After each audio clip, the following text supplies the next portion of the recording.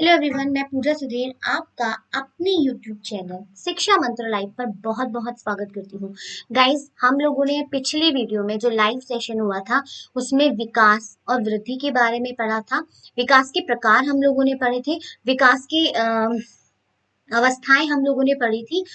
और आज हम लोग पढ़ने वाले हैं प्रिंसिपल्स ऑफ डेवलपमेंट, मानी इसका मतलब विकास के सिद्धांत आज हम लोग पढ़ने वाले हैं। तो गाइज, मैं आप लोगों को पहले बता दूं कि ये जो हमारा चैप्टर है ग्रोथ एंड डेवलपमेंट, यहाँ से आप लोगों को 4 से 5 नंबर के क्वेश्चंस आप लोगों के एग्जाम में मिलते हैं।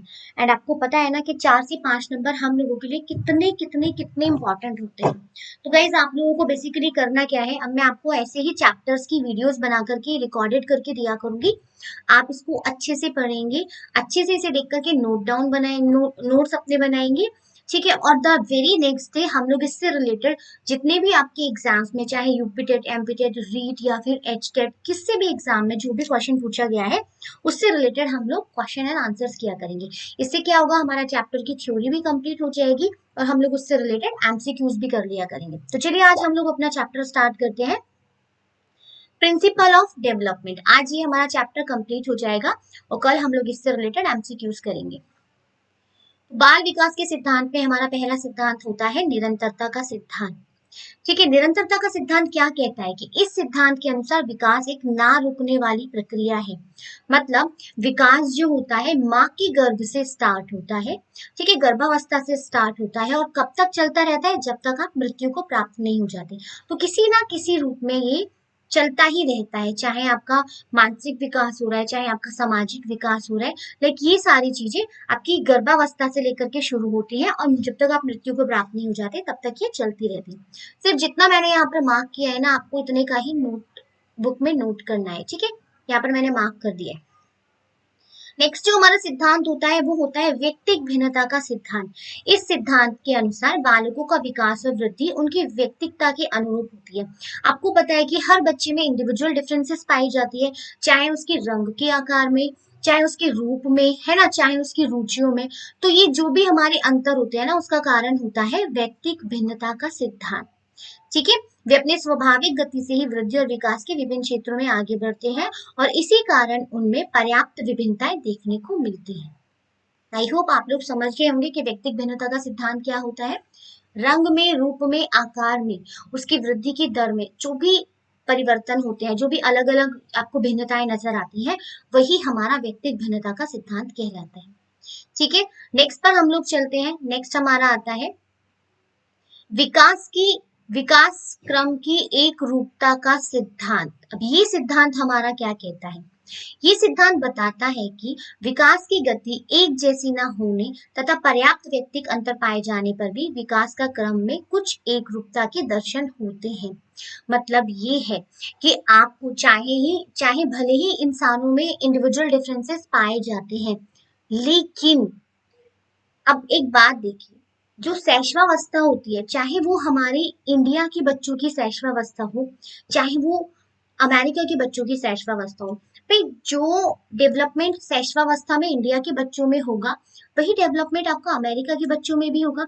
ऐसा तो होगा नहीं कि भाई इंडिया के बच्चे जो है वो यहाँ पर हमारे इंडिया के बच्चे जो है वो थोड़ा कम गति से बढ़ते हैं, लेकिन जो अमेरिका के बच्चे हैं वो तो भैया शैशवावस्था में ही किशोरावस्था जैसा ज्ञान मिल जाता है, ठीक है। तो विकास की एक क्रम की एक रूपता का सिद्धांत मतलब यूनिफॉर्मिटी का सिद्धांत आपका ये कहता है कि चाहे बच्चा कहीं का भी हो, किसी भी जाति का हो, कहीं का भी हो, वो एक ही दिशा में, मतलब एक ही तरीके से उसका विकास होगा। ऐसा नहीं कि लाइक इंसान का बच्चा आज पैदा हुआ और पैदा होते ही भागने लगा है, वो अमेरिका का है तो क्योंकि अमेरिका बहुत ज्यादा उन्नति करता है तो पैदा होते ही बच्चे भागने लग जाते हैं, जी नहीं।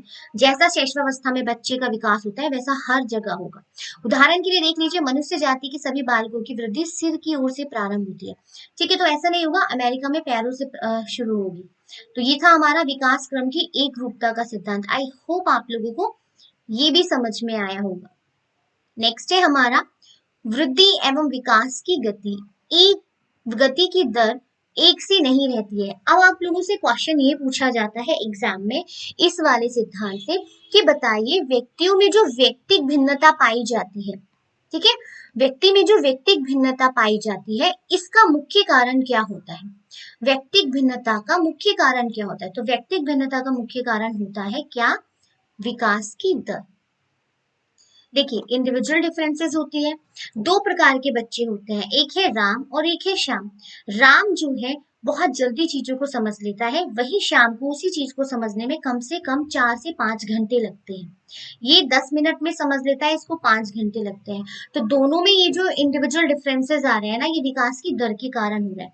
राम की जो विकास की दर है वो बहुत तीव्र है, और जो श्याम है उसकी विकास की दर थोड़ी मंद चल रही है। इस वजह से इनमें इंडिविजुअल डिफरेंसेस पाई जाती है।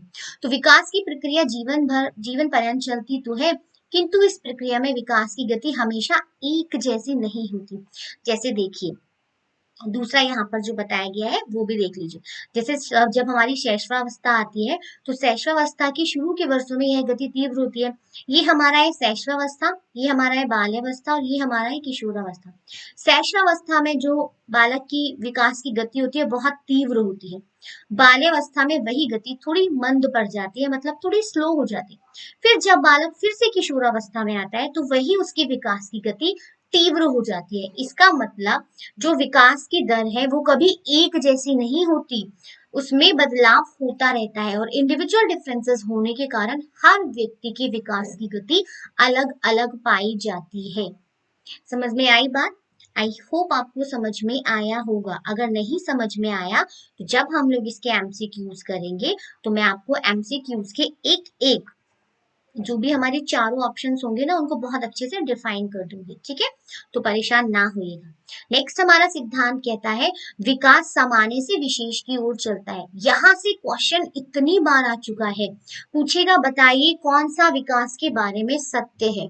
लिखा हुआ आएगा विकास सामान्य से विशेष की ओर चलता है, विशेष से सामान्य की ओर चलता है, लाइक इस तरीके से और भी ऑप्शन आएंगे। तो ज्यादातर बच्चे क्या समझते हैं कि विकास जो है वो विशेष से सामान्य की ओर चलता है। जी नहीं, विकास हमेशा सामान्य से विशिष्ट की ओर चलता है। मतलब पहले जो बच्चा होता है वो सामान्य क्रियाएं करता है ना भाई? पहले जब बच्चा पैदा होता है तो सबसे पहले वो क्या करता है? बैठना सीखेगा, फिर उसके बाद घुटनों चलना सीखता है, फिर घुटनों चलने के बाद वो खड़ा होना सीखेगा, उसके बाद चलना सीखेगा, फिर उसके बाद भागना सीखेगा। ऐसे थोड़ी ना पहले भी बच्चे ने भागना सीखा, अब ये हमारा खड़ा होना सीख गया है, अब घुटनों चलना सीखेगा। तो ऐसा नहीं होता है। तो मतलब बच्चा पहले सामान्य चीजें करता है, उसके बाद वो विशिष्ट चीजें करता है, ठीक है? तो उदाहरण के लिए देख लीजिए, यहाँ पर दिया गया है। उदाहरण के लिए अपने हाथों से कुछ चीज पकड़ने से पहले बालक इधर उधर हाथ मारने या फैलाने की कोशिश करता है। इसी इसी तरह शुरू में एक नवजात शिशु रोने और चिल्लाने में उसके सभी अंग प्रत्यय भाग लेते हैं, परंतु बाद में वृद्धि और विकास की प्रक्रिया के फलस्वरूप यह क्रियाएं उसकी आंखों और वाक तंत्र तक सीमित हो जाती हैं। मतलब पहले बच्चे को पता नहीं होता है कि मेरे पास कौन कौन से अंग दिए गए हैं, है ना? तो वो पूरे हाथ पैरों को हिलाता है, फिर धीरे धीरे धीरे करके अपने बॉडी कोऑर्डिनेशन करते हुए तब वो उसको पता चल जाता है कि भाई अगर मुझे रोना है तो रोने के लिए मुझे पूरे हाथ पैर फैलाने की क्या जरूरत है। तो मतलब पहले सामान्य चीजें होंगी, फिर उसके बाद विशिष्ट चीजें होंगी। जब हम लोग आंखों से इंट्रैक्शन करेंगे, इसका मतलब वो विशिष्ट में आ गया। ओके, तो चलिए आगे बढ़ते हैं हम लोग नेक्स्ट सिद्धांत की तरफ। दूसरा सिद्धांत आता है हमारा परस्पर संबंध का सिद्धांत। ये जो हमारा सिद्धांत है, ये सिद्धांत हमारा क्या कहता है? ये सिद्धांत हमारा कहता है कि विकास के सभी आयाम, जितने भी आयाम होते हैं, मतलब चाहे आपका मानसिक विकास हुआ, चाहे आपका मानसिक विकास हुआ, चाहे आपका संवेगात्मक विकास हुआ, चाहे आपका शारीरिक विकास हुआ, या फिर कोई और विकास हुआ, ये जितने भी विकास हैं ये सारे आप एक दूसरे के साथ इंटरकनेक्टेड होते हैं, ठीक है? ये सभी इंटरकनेक्टेड होते हैं। अगर कहीं ना कहीं इसको गड़बड़ हुई है तो इसका असर इस विकास पर भी पड़ेगा, इस पर भी पड़ेगा, इस पर भी और इस पर भी, ठीक है? जैसे देखा होगा आपने, जब एक ताश के पत्ते का आप एक महल बनाते हैं तो जरा सा एक पत्ता हिला नहीं कि पूरा महल गिर जाता है। ऐसा ही अगर आप संज्ञानात्मक रूप से आपको कुछ प्रॉब्लम हुई है तो उसका असर आपकी सोशलिटी पर भी पड़ेगा, मतलब सोशल डेवलपमेंट पर भी पड़ेगा। सोशल डेवलपमेंट पे पड़ा तो आपके इमोशन डेवलपमेंट पर भी पड़ेगा। तो इसका कहने का तात्पर्य ये है कि हमारा जो शारीरिक, मानसिक, सामाजिक, संवेगात्मक जो विकास है वो एक दूसरे से परस्पर संबंधित होता है। ठीक है। आई होप ये भी आपको समझ में आया होगा। जो समझ में नहीं आया उसको आप कमेंट में लिख दीजिएगा कि मैम प्लीज एक बार ये वाला रिपीट कर देना। तो कल वाली क्लास में मैं आपको सबसे पहले वही रिपीट कर दूंगी जब हम लोग एमसीक्यूज करेंगे। नेक्स्ट हमारा सिद्धांत होता है एकीकरण का सिद्धांत, मतलब प्रिंसिपल ऑफ इंटीग्रेशन। अब इसमें क्या होता है, यहाँ से तो एज इट इज क्वेश्चन उठ करके आता है। देखो, विकास की प्रक्रिया एकीकरण के सिद्धांत का पालन करती है। इसके अनुसार देखिए यहाँ से ना बिल्कुल वर्ड टू वर्ड आप लोगों के एग्जाम में आता है। बालक पहले संपूर्ण अंग को और फिर अंग के भागों को चलाना सीखता है। इसके बाद वह उन भागों में एकीकरण सीखता है। यहाँ तक आएगा, पूछेगा बताओ कि कौन सा सिद्धांत है। तो पहले बालक को नहीं पता मेरे पास कौन कौन से अंग हैं, उसे तो सिर्फ रोना है, उसे भूख लगी है, तो यहाँ वहां हाथ पैर हिलाएगा, हाथ भी हिलाएगा, पैर भी हिलाएगा, मुंह से आवाज भी निकालेगा। उसे थोड़ा ना पता कि मैं सिर्फ रोऊं और मेरे रोने से ही पता चल जाएगा कि भाई मुझे भूख लगी और मेरी माँ मुझे खाना ला करके दे देगी। तो इसीलिए, क्योंकि उसको तो पता नहीं है, तो एकीकरण का सिद्धांत हमारा कहता है कि बालक धीरे धीरे पहले स्थूल गामक क्रियाएं करता है, ठीक है, पूरे शरीर को हिलाता है, फिर वो सूक्ष्म पर आता है। ठीक है, पहले स्थूल करेगा फिर वो सूक्ष्म पर आएगा। तो इसलिए एकीकरण का सिद्धांत क्या कहता है भाई, कि बालक पहले पूरे हाथ पैर हिलाएगा, फिर हथेली हिलाएगा, फिर उंगलियों को चलाना सीखेगा और फिर उंगलियों से चीजें पकड़ना सीखेगा। तो ये होता है हमारा एकीकरण का सिद्धांत। अब आ जाते हैं हम लोग विकास की दिशा के सिद्धांत पर। यहाँ आप लोग बहुत ज्यादा कंफ्यूज रहते हैं, तो मैं आप लोगों को बता दूं, विकास की दिशा को जो सिद्धांत है वो दो प्रकार का होता है। ठीक है, दो प्रकार में बांटा गया है। एक कौन सा, शिर पदाभिमुखी सिद्धांत। हिंदी में बहुत सारे नाम होते हैं, लेकिन आप लोग इसका इंग्लिश में एक नाम याद रख लेना, सैफ्लोकैडुअल। ठीक है, और ये हमारा होता है समीप दूराभिमुखी सिद्धांत। इसके भी हिंदी में बहुत सारे नाम है, आपको नाम याद रखना है, प्रॉक्सिमोडिस्टल। ये विकास की दिशा के सिद्धांत के नाम है। ठीक है, अब से पदाभिमुखी सिद्धांत क्या कहता है, इतना सब कुछ लिखने की जरूरत नहीं है, जो मैं बोल रही हूँ सिर्फ उसे सुनिए और नोट डाउन करते जाइए।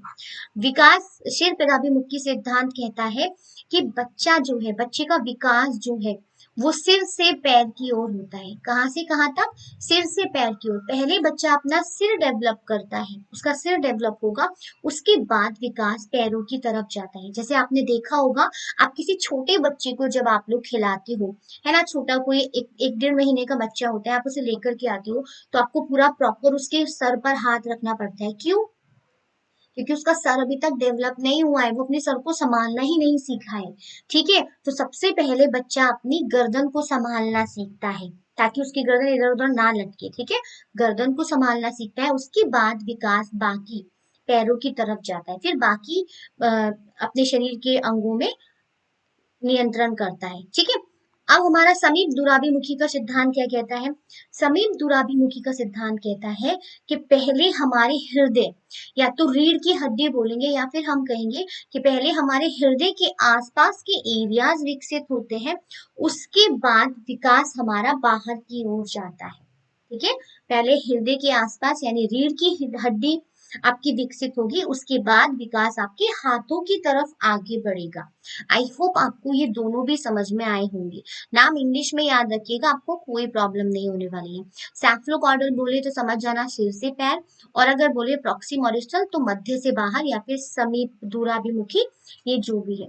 अब क्वेश्चन आप लोगों के एग्जाम में आता है कि भैया ये बताइए, क्या भविष्य विकास की भविष्यवाणी की जा सकती है। बिल्कुल की जा सकती है। देखिए, एक बालक की अपनी वृद्धि और विकास की गति को ध्यान में रखकर उसके आगे बढ़ने की दिशा और स्वरूप के बारे में भविष्यवाणी की जा सकती है। उदाहरण के लिए, एक बालक की कलाई की हड्डियों का एक्सरे किरणों से लिया जाने वाला चित्र यह बता सकता है कि उसका आकार प्रकार आगे जाकर किस प्रकार का होगा। मतलब जैसे बच्चे की हेल्थ है, आप उसको देख करके बोल सकते हैं ना कि अगर इस बच्चे को प्रॉपर पोषण मिला, प्रॉपर इसने अच्छी डाइट ली ना, तो बड़ा होकर के इसका जो शरीर है ना काफी हष्ट पुष्ट रहेगा। या फिर हम लोग ऐसे भी प्रिडिक्शन कर सकते हैं कि एक बच्चे को आपने देखा बहुत ज्यादा जिज्ञासु है, कुछ भी चीज उसके सामने आती है तो उसके बारे में मतलब खोला बांधी करता है, पूरा पोस्टमार्टम कर देता है उसका। तो हम लोग कहते हैं बड़ा होकर के ना मतलब लगता है पूरा इंजीनियर ही बनेगा। क्यों, क्योंकि हम उसकी हरकतों को देख करके और उसके शरीर को देख करके, उसके शरीर की बनावट को देख करके हम आगे का अनुमान लगा सकते हैं। आई एम नॉट सेइंग कि 100%, बट कुछ परसेंटेज तक हम लोग कह सकते हैं कि हाँ भाई ये बच्चा आगे जाकर के ऐसा बनेगा। तो कभी क्वेश्चन आप लोगों के एग्जाम में आए कि विकास की भविष्यवाणी की जा सकती है, तो आप लोग आंसर देना यस, हम विकास में भविष्यवाणी कर सकते हैं। अब आपका ये वाला सिद्धांत आपका कहता है, लास्ट है आपका, विकास लंबवत, विकास लंबवत सीधा ना होकर वर्तुलाकार होता है। वर्तुलाकार मतलब स्पाइरल, इस तरीके से। मतलब देखिए विकास हमारा कभी एक दिशा में नहीं होता। अब देखिए कैसे, एक 5 साल का बच्चा, इसकी जो कैपेसिटी होगी, क्या आप लोगों को लगता है कि 10 साल के बच्चे की भी वही कैपेसिटी होगी? नहीं ना, नहीं होगी ना। तो भाई दोनों में फर्क है, जैसे जैसे आपकी एज बढ़ेगी आपकी कैपेसिटी बढ़ती जाएगी। तो विकास कभी भी लंबवत नहीं होता है, वर्तुलाकार होता है। वह एक सी गति से सीधा चलकर विकास को प्राप्त नहीं होता, बल्कि बढ़ते हुए पीछे हटकर अपने आप को परिपक्व और स्थायी बनाते हुए वर्तुलाकार आकृति की तरह आगे बढ़ता है। मतलब देखिए ऐसे चला, ठीक है, फिर थोड़ा पीछे मुड़ा, फिर आगे बढ़ा, फिर थोड़ा पीछे मुड़ा, फिर आगे बढ़ा, मतलब आगे की तरफ बढ़ता है। ठीक है, थोड़ा पीछे का मतलब ये है कि जैसे भाई अब बच्चा 5 साल का है, 5 साल का है, तो मैं शारीरिक रूप से नहीं बोलूंगी कि शारीरिक रूप से कि पहले हाइट लंबी थी तो 6 साल का हुआ तो हाइट उसकी रुक गई। मतलब ये है कि अपने पूर्व अनुभवों से आगे की तरफ जो आगे के उसके अनुभव है उनको और बेहतर बनाता हुआ जाता है। ठीक है, तो ऑलवेज याद रखिएगा कि हमारा जो विकास है वो स्पाइरल होता है। ठीक है, रेखीय लाइनर नहीं होता, स्पाइरल होता है। गाइज आई होप आप लोगों को मेरी ये जो वीडियो है ये अच्छी लगी होगी, ये चैप्टर पसंद आया होगा, और जो मैंने आपको समझाने की कोशिश की वो आप लोग समझ गए होंगे। यहाँ से जो जो मैंने बोला आप लोग मुझे सुन कर के, और जो यहाँ पर लिखा हुआ है उसे आप लोग नोट डाउन कर लीजिएगा। 4 से 5 नंबर आप लोगों के पक्के हो जाएंगे। कल जो हम लोग लाइव क्लास लेंगे यहीं से हम लोग उनमें से उनके एमसीक्यूज करेंगे, जिससे कि आप लोगों को अच्छे से ये चैप्टर आ जाए, और एग्जामिनर चाहे कहीं से कुछ भी बाल की खाल पूछ ले और हम लोग अच्छे से उसे बता दें। ठीक है, तो thank you so much guys, and हो सके तो मेरे इस चैनल को सब्सक्राइब कर लीजिए अगर आपने अभी तक सब्सक्राइब नहीं किया है। बेल आइकन पर जरूर आप लोग क्लिक कीजिएगा, ताकि जब भी मेरी लाइव वीडियो हो या फिर मैं कोई और वीडियो डालूं तो आप लोगों को नोटिफिकेशन मिल जाए। एंड शेयर कीजिएगा अपनी फ्रेंड्स के साथ जो लोग सीडीपी को बेहतर बनाना चाहते हैं उन लोगों से। एंड सेकेंडली लाइक जरूर कीजिएगा, और अगर आपको चाहिए कि मैम थोड़ा सा इम्प्रूवमेंट, आप थोड़ा सा स्लो बोलें या फिर लाइक जो भी आप चाहते हैं, तो मुझे कमेंट करके जरूर बताइए। Thank you so much, bye bye, कल मिलते हैं।